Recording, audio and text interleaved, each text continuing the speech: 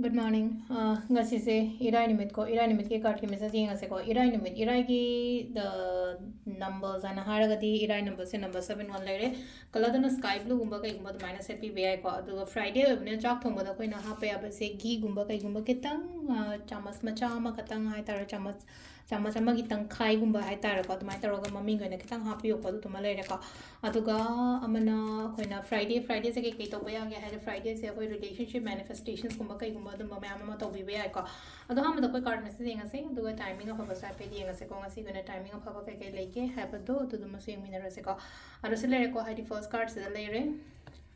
second third ko ahamba consider ani shuba consider natraga home suba consider ama khala se ko hadi first card second card or third card ko ama khala se ko first card khan bangai yenga se ko first card khan bangai gi oina se lai se ko han bagi se had nangi lady ba problems oiro natraga nuai taba khotaba mayam tu dagi hai tar ai se tamna tholai ko jik se hai tar ko phagalak pa hakchang rang na de hakchang nuai te ka haraga chunga se hakchang katang nuai ba kot pa dum mayam tu ne ko ani shuba se daw ya gani chahi su hoda ngai ri aduna hadi thaba inkhang chatpa matam da ngasi gi oina aina chattoriba aina tawdoriba thabakse engonda khatang mangol oiba khopa adumai taraga lai ko sijina haidi aina khanba aina ningba do thungba ko ahum suba sena nuai taba ko tab sum khanjala leirano amada dum umjala leigano ko tholo adu de du thokpiro adai thola kanda engonda hena phagani ko sijina koi card message leire timing ana harasne ko timing me ke pung manga ga minute 38 daina mapan ga minute yang khai ma thoi pang leire ko adagi mung 38 ga minute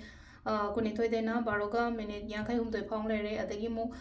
nungda waramgina ahumga minute yankai mari dagina pung manga ga minute kun manga phong lere ko aduga mu nungda gina nipan ga minute ko humdoi dena mapan ga minute yankai ni thoi phong lere ko aduga amana pung ahingina 38 ga minute ko ma thoi dagina ahumga minute nipu nipan phong lere ko sisina khoi gi ngasi gi oina afaba timing ko ado